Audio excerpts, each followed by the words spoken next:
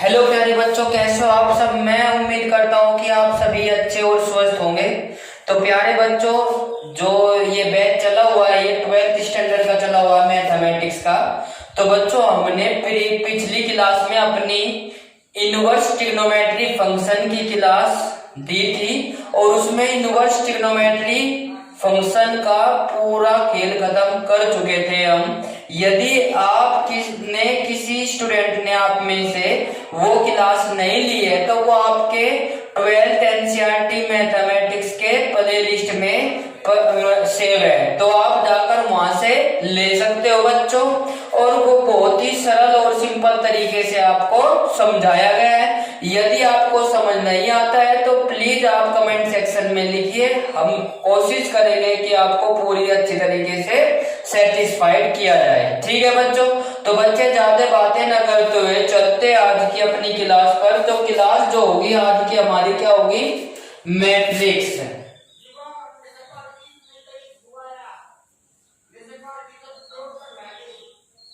Matrix अवयव।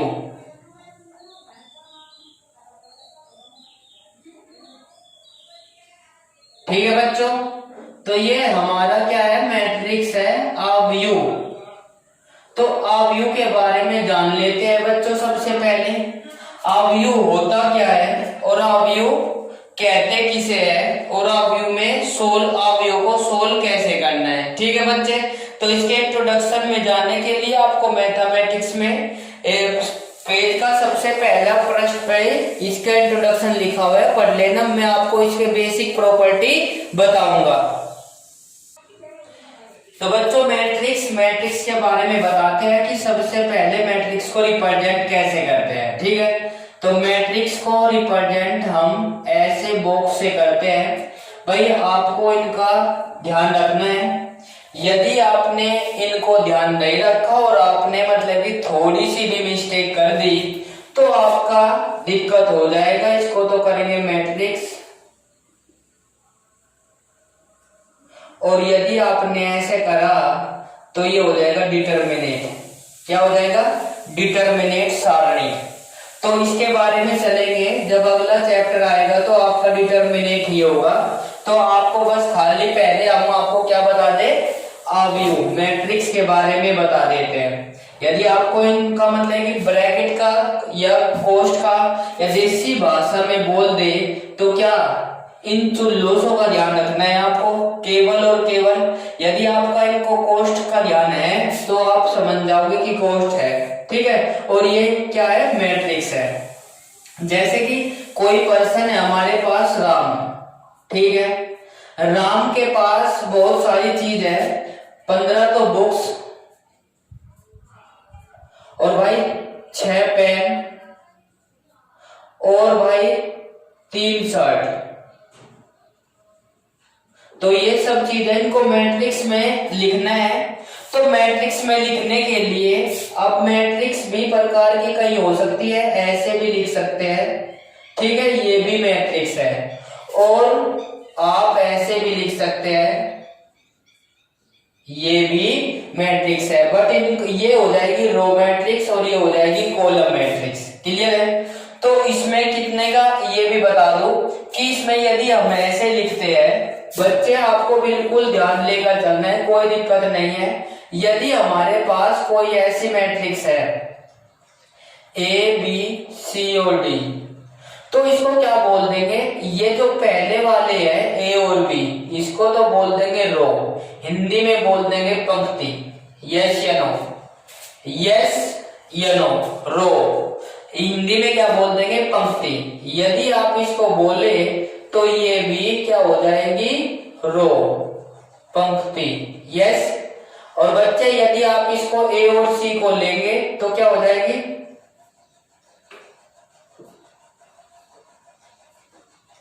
Column या स्तंभ। यदि कुछ थोड़ी सी स्पेलिंग मिस्टेक हो जाती है बच्चों, तो उसके लिए माफी चाहता हूँ, आप कर लेना, बट मैं आपको उच्चारण सही बोल दूंगा, ठीक है। तो बच्चे कभी कभी हो जाता है, तो इसीलिए माफी चाहता हूँ, मैं पहले ही मांग लेता हूँ आपसे। तो बच्चे इसीलिए मैं बोल रहा हूँ कि यदि आपको कोई थोड़ी स्पेलिंग मिस्टेक हो जाती है तो आप कर लेना, कि आप इसको काउंट ना कराना कि सर ने इतनी गलती कर रखी थी और ये सही नहीं लिख रहे। तो बच्चे अब आप बड़ी क्लास में आ चुके हो, तो आप सही करने की कोशिश करना सीख ले, ठीक है। आप छोटे क्लास में नहीं हो, ठीक है बच्चे। तो इसीलिए हमने कहा कि ए और बी फर्स्ट रो, सी और डी सेकेंड रो। यदि हम ए और सी की बात करें तो फर्स्ट कॉलम, और इसको कहीं से रिप्रेजेंट करते हैं सी से। यदि हम इसको नंबर काउंट करें तो C1 और इसको काउंट करें तो C2, यस या नो। और यदि इस मैट्रिक्स का नाम दिया जाए, जितनी कॉलम और जितनी रो होती है, देखो इसमें क्या करें, 2 रो है पहली और दूसरी, 2 रो और 2 कॉलम है, तो इसको क्या बोल देंगे भाई, 2x2, या इसको बोल देंगे स्क्वायर मैट्रिक्स या वर्ग आव्यूह, ठीक है बच्चे। तो यहां तक की उम्मीद है कि ये बात आपको बिल्कुल क्लियर समझ आ गई होगी। यदि आपको अभी भी कोई दिक्कत है तो आप मुझको कमेंट सेक्शन में बता सकते हो बच्चों, बिल्कुल मैंने कहा कि आपको यार दिक्कत नहीं आने दूंगा, ठीक है। यदि आपका 100 नंबर का पेपर है तो प्लीज आप बस अपने मेरे साथ बने रहिए, और मैं आपको दावे के साथ कहता हूं कि 95 से एबव, 95 प्लस मार्क्स आपके गारंटी है, ठीक है, गारंटीड आपके आएंगे। बट आपसे जो मैं वर्क कह रहा हूं आपको ऐसे ही करना जाना है, ठीक है। तो बच्चे वो आपके ऊपर डिपेंड करेगा कि आप कैसे वर्क करते हो, क्योंकि देखो जो मैं बता रहा हूं इनसे भी एक 1 मार्क्स का क्वेश्चन पूछ लिया जाता है। तो अब आपको पता चल गया, यदि आपको ऐसा दे दिया जाए,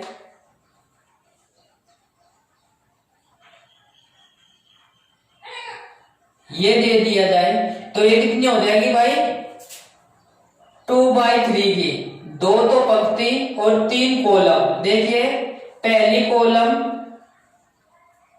C1, C2 और C3, ठीक है। और ये पहली रो R1 और ये R2, तो इसका मतलब कितने हो गए, 2/3 का मैट्रिक्स हो गया है।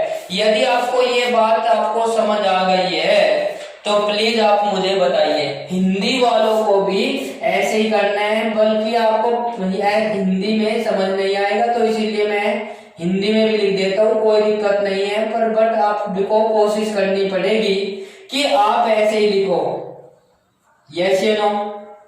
तो बच्चे स्टम 2/3 का है मैट्रिक्स, आव्यूह 2/3 का है। तो बच्चे कोटि पूछ लेगा कभी कभी एक नंबर में कि बताइए कि कितनी कोटि का आव्यूह है, तो आपको बताना है 2/3 कोटि का है। इसका मतलब है 2 रो है और 3 कॉलम्स हैं।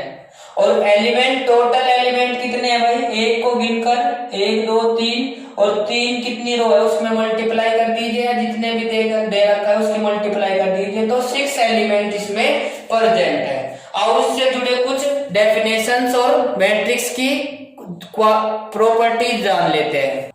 तो बच्चों देखो आपके सामने कुछ टाइप्स लिखे हुए हैं मैट्रिक्स के। कभी कभी 1 मार्क्स में पूछ लिया जाता है 90 प्लस क्यों कहा मैंने, आप उसका रीजन समझिए। 95 प्लस मैंने क्यों कहा, 95 प्लस इसलिए कहा कि 95 तो आपके आ ही जाएंगे, क्यों, क्योंकि आप बड़े क्वेश्चन पर ध्यान रखते हो, छोटे क्वेश्चन पर नहीं रखते हो। कभी भी आपने 1 मार्क्स के क्वेश्चन कलेक्ट नहीं करते होंगे, आप 4 मार्क्स 6 मार्क्स या 8 मार्क्स के क्वेश्चन को सेलेक्ट करते होंगे, और आप बस ये सोचते हैं कि भाई ये हो जाए, बस क्लियर हो जाएगा।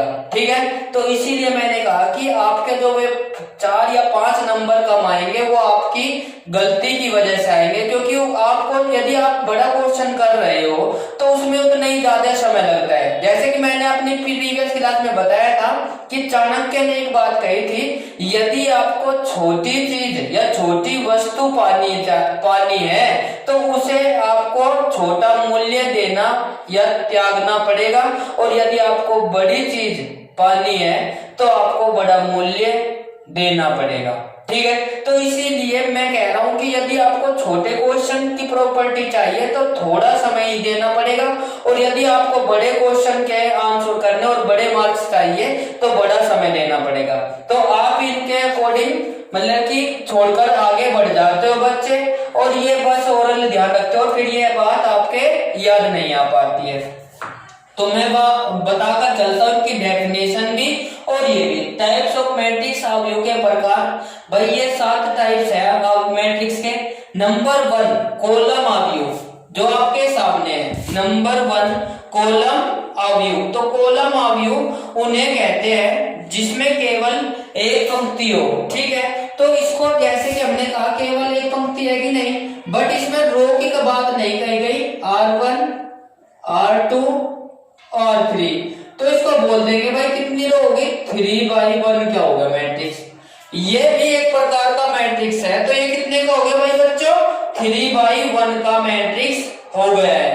तो आपको ध्यान रखना है, यदि आपको कभी भी कहा जाए कि what is the column matrix with explain and examples, तो भाई given one example with explain, तो एग्जांपल के साथ आपको एक्सप्लेन करना है। तो आप लिखेंगे matrix is said to be a column matrix if A has only 1 column.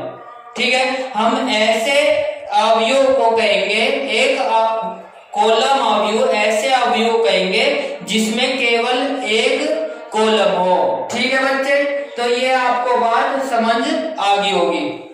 और यदि आपसे पूछ लिया जाए कोई कितनी बाई कितनी ऑर्डर का मैट्रिक्स है ये, तो ये 3/1 का मैट्रिक्स है। इसी प्रकार से इसका अपोजिट हो जाएगा क्या, रो मैट्रिक्स। तो रो मैट्रिक्स यदि पूछा जाए तो row matrix is said to be, तो row matrix a matrix is said to be a row matrix if it has only 1 row, कि जिसमें केवल एक पंक्ति होती है उसे रो मैट्रिक्स कहते हैं। Let A equals to P Q R S any integers, कुछ भी हो सकते हैं, 1 2 3 4 कुछ भी। तो बच्चे ये कितने का हो जाएगा, यदि आपसे इसका कोटि या ऑर्डर पूछ लिया जाए, हिंदी में क्या कहते हैं कोटि, और इंग्लिश में क्या कहते हैं ऑर्डर, यदि आपसे पूछ लिया जाए तो कितना हो जाएगा, 1/4 का हो जाएगा। कितने का हो जाएगा, 1/4 का मैट्रिक्स है ये। ठीक है, यदि उसने कहा कि कभी कभी एक नंबर में क्वेश्चन पूछ लिया जाता है 1 मार्क्स में कि बच्चों बताइए कि 1/4 का मैट्रिक्स लिखिए आप लोग, तो आपको जब पता होगा जब भी तो लिख पाओगे, जब आपको पता ही नहीं होगा तो आप कैसे लिख पाओगे। ठीक है, तो बच्चे आप लिख नहीं सकते, लिखोगे भी तो फिर ये लिखोगे, ये भी हो सकता है दोनों में से एक का ही। यदि उसने कहा 3/1 का लिखिए तो आप उसमें फिर दिक्कत कर दोगे। ठीक है, तो प्लीज आप लोग ध्यान पूर्वक समझिए। तीसरे मैट्रिक्स पर चलते हैं, स्क्वायर मैट्रिक्स। स्क्वायर मैट्रिक्स बोले तो वर्ग अवयव, वर्ग अवयव से कहते हैं a matrix has is said to be square matrix which the number of rows are equal, number of rows are equal number of column is said to be a square matrix, जिसमें row और column की संख्याएं समान होती है उन्हें square matrix कहते हैं। ठीक है बच्चे, देखो if said a matrix is said to be square matrix the number of column and are equal number of rows is called square matrix या वर्ग अवयव बोल देते हैं। जैसे किसने कहा कि A इक्वल्स टू भाई 1 2 3 4 5 6 7 8 9, तो ये भी क्या होगा हमारा 3/3 का होगा, एक प्रकार का स्क्वायर मैट्रिक्स होगा। क्लियर है बच्चे, तो ये आपको समझकर चलना है, अक्सर पूछ लिया जाता है, इंपॉर्टेंट। ठीक है, इनका यूज ऐसा नहीं है कि ये एग्जाम में पूछा जाता है, इनका यूज जो है बच्चों क्वेश्चन में भी आएगा। जैसा कि मैं आपको बताऊंगा, तो ये जो भी बच्चे आज पहली बार ले रहे हैं क्लास, तो उनसे बस रिक्वेस्ट है कि यदि आपको क्लास अच्छी लग रही है तो प्लीज हमारे चैनल को सब्सक्राइब कीजिए और अच्छी क्लास लेने के लिए बेल आइकन अवश्य दबाएं ताकि उसको समय पर नोटिफिकेशन मिलता रहे। तो बच्चे डायगोनल मैट्रिक्स इक्वल टू क्या बोल देते हैं, विकर्ण अवयव। विकर्ण अवयव जिसके अदर एलिमेंट क्या हो, जीरो हो, और उसके विकर्ण अवयव विकर्ण बोलते हैं भाई। ये इसको देखो, ये ऐसे, ठीक है। अगर ये कितने का है भाई, 2/2 का है, ये स्क्वायर मैट्रिक्स भी बोल देंगे। और बच्चे जैसे इसको लिखेंगे तो यहाँ से देखिए कुछ भी हो सकता है, 1 0 0 और भाई 0 2 0 0 0 3।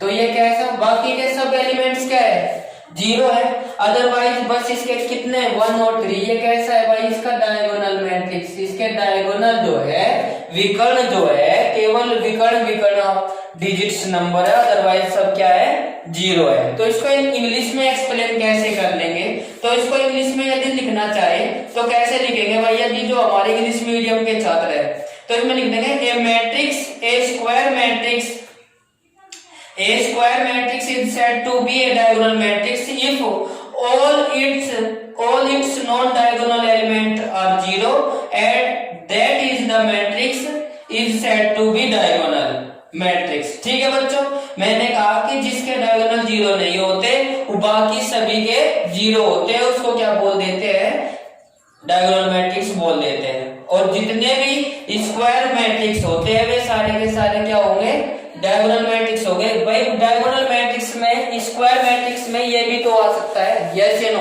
बाकी के बस इसके ये ध्यान रखना है कि डायगोनल जीरो नहीं होना चाहिए, बाकी के सब जीरो हो सकते हैं। नीचे चलते हैं 5th पर, स्केलर मैट्रिक्स, अदिश अवयव, अक्सर पूछा जाता है एग्जाम में, ठीक है। तो late A equals to A0 0 A। तो भाई बच्चों ये 2/2 का ही है, बट इसमें क्या करेंगे, A का मतलब ये है कि इसमें जो है ये यहाँ पे क्या आ जाएगा, सेम डायगोनल होगा।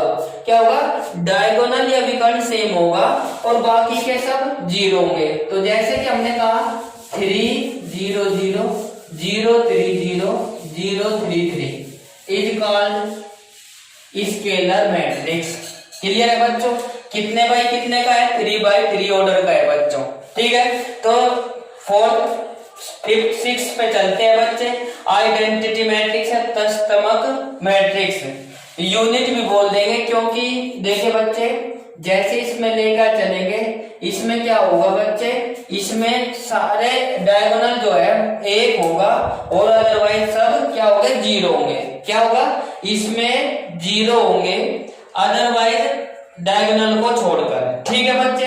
ये क्या हो जाएगा, तस्तमक अवयव या आइडेंटिटी मैट्रिक्स बोल देते हैं इसको। क्या कैसे बोलेंगे भाई, यदि आप लिखना चाहो तो लिख सकते हो, तो वीडियो को या क्लास को पॉज कर तब जाकर समझना है। A square matrix in which element in the diagonal are all 1 and reset are all 0 is called an identity matrix।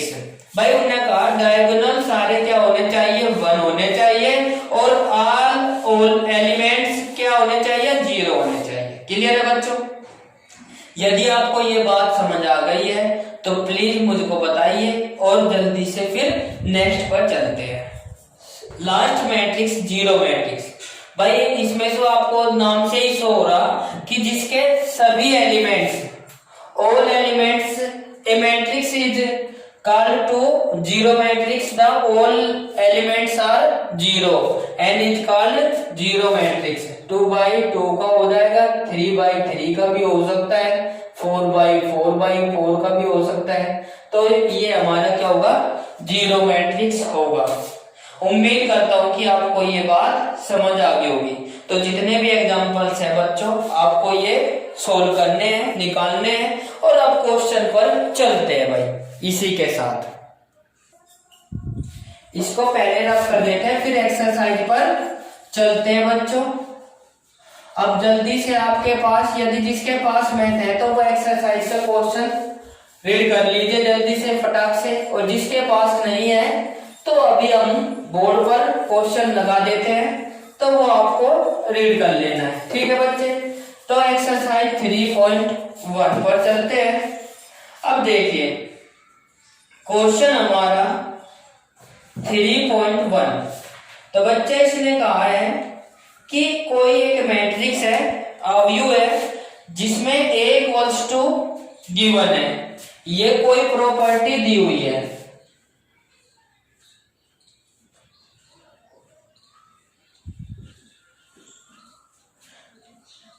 ये कोई अवयव है बच्चों हमारा,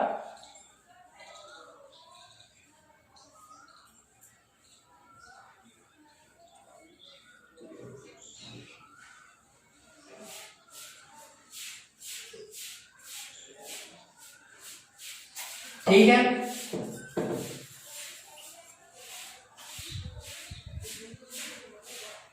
अब सारी बात क्लियर हो जाएगी जोन सी भी मैंने आपको लिखवाई है। अब आपको पता चल जाएगा कि क्या क्या आपका इंपॉर्टेंट है, क्या नहीं है। ठीक है, जो मैंने लिखवाई है यदि वे एग्जाम में भी नहीं आती है तो वे आपके एक्सरसाइज के अकॉर्डिंग इंपॉर्टेंट है भाई। ठीक है, तो बच्चे इसमें कुछ 4-5 प्रॉपर्टी दी हुई है, तो आपको ये करना है। ठीक है, पहला क्या है, the order of the matrix, the order of the matrix, आप यू की कोटि बताइए। पहला क्वेश्चन लिख देता हूं, फर्स्ट क्वेश्चन का पहला पार्ट, द ऑर्डर ऑफ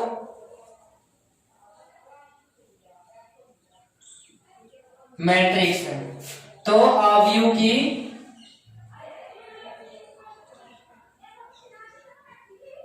कोटि। तो बच्चे जैसे इसको लेकर चलेंगे, कितने हैं 1 2 3 और ये कितने एलिमेंट है 4, तो 3/4 की है, तो इसमें लिख देंगे 3/4। ठीक है, the order of matrix equals to कितने का हो जाएगा बच्चे, 3/4 का हो जाएगा। यस या नो। अब इसका सेकंड पार्ट पढ़ देता हूं। सेकंड पार्ट क्या है बच्चे, सेकंड है हमारा, सेकंड है अवयवों की संख्या ज्ञात करो। जब भी आपको कभी ऐसा कहा जाए कि अवयवों की संख्या या नंबर ऑफ एलिमेंट्स, तो इसमें क्या करेंगे, सेकंड नंबर पे लिख देता हूं। सेकंड नंबर पे देखो कितने छोटे छोटे से आंसर है, तो इन्हें कहा नंबर ऑफ एलिमेंट्स,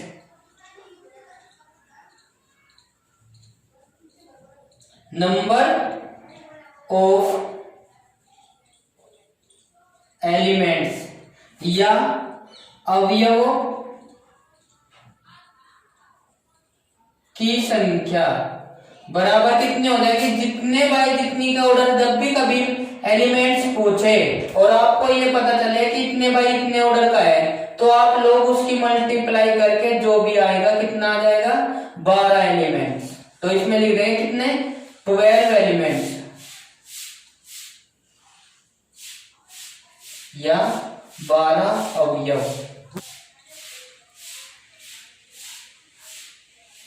ठीक है बच्चों, ये आपको करना है भाई। ठीक है, तो बच्चे नेक्स्ट पर चलते हैं, एलिमेंट्स A13। अब बच्चे देखो जैसे कि हमने ये तो करा दिया, ये इसका दूसरे का आंसर हो गया। अब बच्चे तीसरे पॉइंट पर चलते हैं। ठीक है, इसको रफ कर देता हूं मैं, इसको रफ कर देता हूं बच्चे, क्योंकि हमारे पास स्पेस कम रह जाता है। तो जब भी कभी आपको ऐसे एलिमेंट पूछे, तो देखो मैं इस क्वेश्चन के बारे में तो पता चलेगा ही चलेगा, जैसे ही आगे चलते हैं तो उसमें भी वर्क यूज होगा। अब देखो जैसे कि हमने कहा A11, A12, A13 और A14, A12, A21 और A22, A23, A24, A31, A32, A33 और A34। तो बच्चे ये हमारा कितना हो गया, 3/4 का हो गया। ठीक है, अब देखो उसने कहा, देखो आप ही बताओगे मुझको, आप ही बताओगे कि सर इसका आंसर ये है। अब देखो A13 पहली रो में तीसरा एलिमेंट, पहली रो में तीसरा एलिमेंट कौन सा है बच्चे?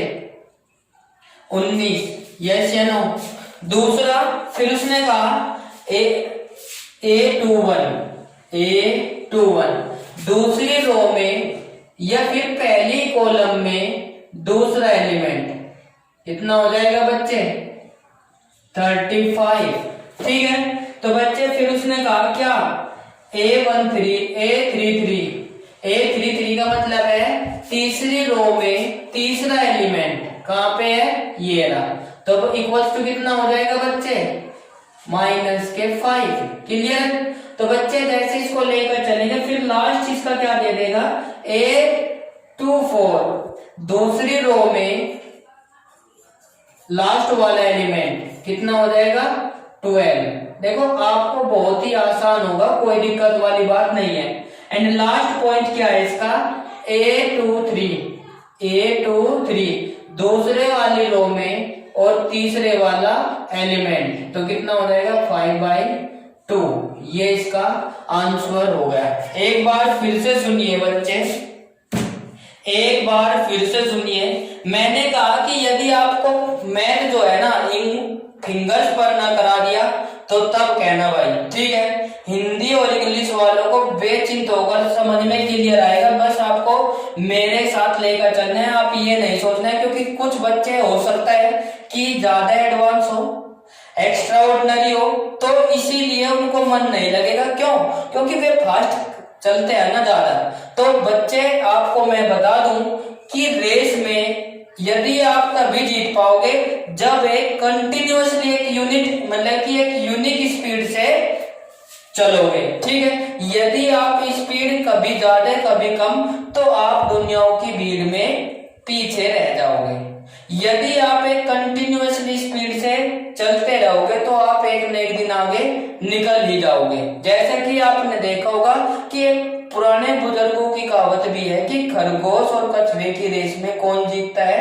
कछुआ, क्योंकि वो ओवर कॉन्फिडेंस में रह जाता है। ठीक है, तो बच्चे अब मैं एक बार फिर से बता देता हूँ। तो बच्चों देखो, जितने भी हो सकता है उतनी कोशिश करूंगा जल्दी से जल्दी, पर मुझे चाहिए भाई आगे के लिए। ठीक है, यदि आप आगे जाकर कामयाब हो जाते हो तो जब जाकर मुझे मतलब कि अपने आप में प्राउड फील होगा। ठीक है बच्चे, तो खैर do not about the books, please come to the point. We shall discuss the question number first in the matrix या view A equals to this. तो उसने कहा फाइंड द वैल्यू A13। तो A13 का मतलब है पहली पंक्ति का तीसरा एलिमेंट। ठीक है, 1 का मतलब पहली और 3 का मतलब तीसरा। फिर उसने कहा A21, 2 का मतलब दूसरी पंक्ति और 1 का मतलब पहला। क्लियर? और A33 का मतलब है तीसरी पंक्ति का तीसरा एलिमेंट, तीसरी पंक्ति का थर्ड एलिमेंट ये रहा। क्लियर है? -5।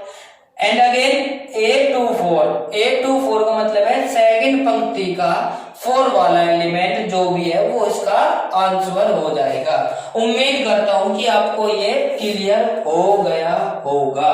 क्लियर है बच्चों? रफ कर देता हूं भाई। ये हमारा पहला क्वेश्चन था, इससे भी एक क्वेश्चन पूछा जाता है। आपको बिल्कुल भी टेंशन नहीं लेना है भाई बच्चों। देखो, यदि आपको ज्यादा स्पीड चाहिए तो देखो आप लोग भाई चैनल को छोड़कर जा सकते हो, क्योंकि हम तो इसी स्पीड से पढ़ाने वाले हैं।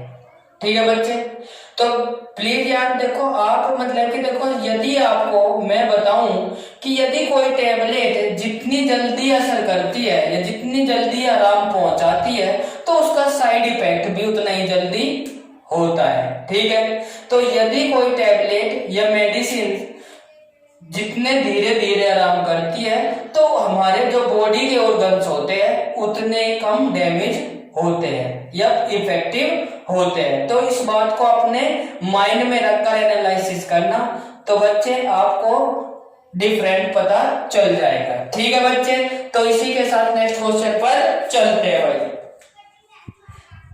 तो बच्चे नेक्स्ट क्वेश्चन क्या है हमारा? यदि किसी अवयव में 24 अवयव है तो इसकी संभव कोटियां क्या होगी?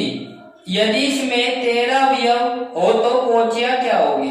ठीक है बच्चे, तो इसको इंग्लिश में क्या कहते हैं भाई? सीबीएसई को सुन लीजिए, if a matrix has the 24 elements what are the possible order it can have, what if it has 13 element.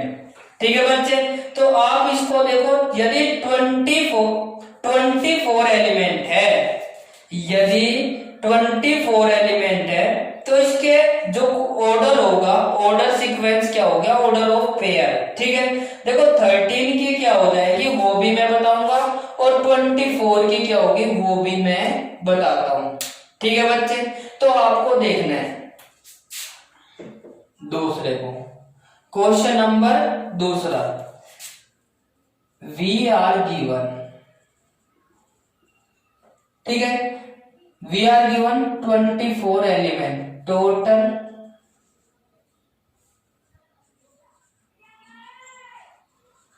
Total elements equals to 24। Clear है बच्चों? Total elements equals to 24। भाई जल्दी से कमेंट सेक्शन में बताया करो। तो बच्चे कितना हो जाएगा? 124, फिर 3 8 हो जाएगा, और 4 6 हो जाएगा, और बच्चे 6 4 हो जाएगा, और बच्चे 8 3 हो जाएगा, और बच्चे 12 और 2 हो जाएगा। क्लियर है? और फिर 24 1 हो जाएगा। ये ऑर्डर सीक्वेंस होगी इसकी, इतनी हो सकती है।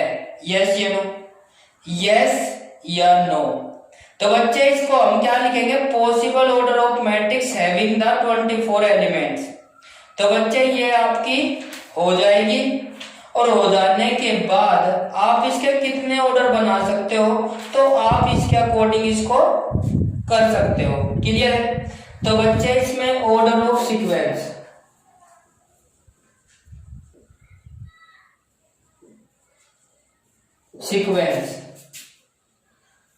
या फिर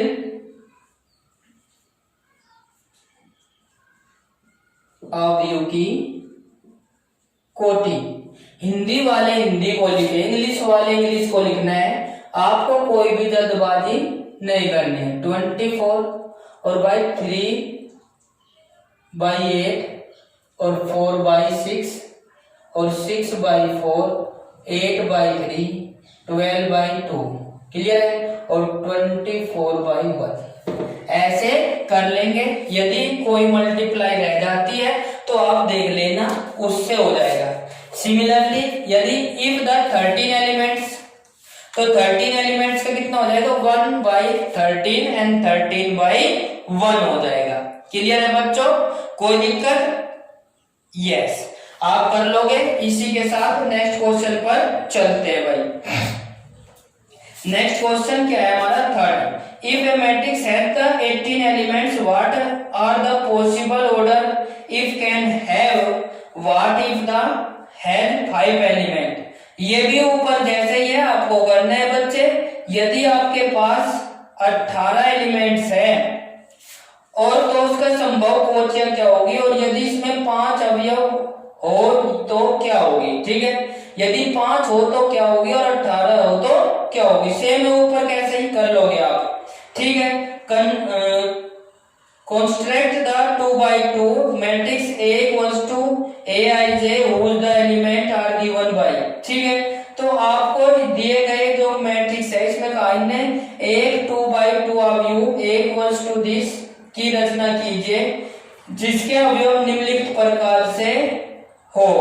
तो बच्चे इसको हम आज देखो, थोड़ा सा आपको प्रॉपर्टी जाननी है क्योंकि चैप्टर नया है। अब इसको मैं आपको मतलब कि बस इतना ही करता हूँ क्लास को, क्योंकि ज्यादा लेंथी क्लास नहीं बनाते हैं, क्योंकि यार फिर आप बोर हो जाते हो बच्चों। तो इसीलिए आज की क्लास को मैं इतना ही रखूंगा बच्चों, क्योंकि भाई आपको भी पता है और हमको भी पता है कि आप पूरी क्लास नहीं लेते हो, और यदि लेते भी हो तो उसका फायदा वो उसका है जो पूरी क्लास लेता है। यदि हाफ क्लास यदि आप देखो तो आधी अधूरी नॉलेज किसी काम की नहीं होती। ठीक है बच्चे, तो पूरी नॉलेज लिया करो और पूरी क्लास लिया करो। ठीक है, पूरी नॉलेज कब होगी? जब आप पूरी क्लास लोगे। क्लियर है बच्चों? ठीक है, तो बच्चे विदा आज के लिए मैं क्लास में इतना ही कराऊंगा और आज से आपकी मतलब कि आपसे विदा लेना चाहूंगा। तो विदा लेने से पहले जैसा कि मैं आपको बोलता हूं, लाइक एंड शेयर जरूर करें। और जो स्टूडेंट्स आज हमारे साथ पहली बार जुड़े हैं तो उन सभी से अनुरोध है कि हमारे लाल अक्षरों में लिखे सब्सक्राइब पर प्रेस करें और बेल आइकन अवश्य दबाएं ताकि उसको समय पर नोटिफिकेशन मिलता रहे। ठीक है, तो बच्चों इसी के साथ प्रेम पूर्वक बहुत बहुत धन्यवाद और मैं आपसे विदा लेना चाहूंगा। मिलते हैं नेक्स्ट क्लास में जल्दी। तो जय हिंद प्यारे बच्चों।